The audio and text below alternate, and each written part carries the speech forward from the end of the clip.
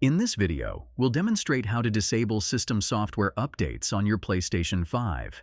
But before we dive into the tutorial, I'd like to invite you to hit that like button if you're excited to learn how to turn off these updates and share your thoughts in the comments below. Your feedback helps us create better content for you. Let's get right into the steps. From the home screen, navigate up to the top and access Settings. Scroll down until you find the System option and select it. Under System Software, navigate to System Software Update and Settings. Here, you'll find two options. Download update files automatically.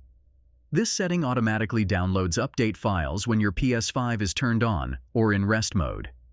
Install update files automatically. This automatically installs update files while in rest mode. If you want to disable this, uncheck this option. If your system software is up to date, you can manually check for updates in this section by choosing to update using the internet or from a USB device.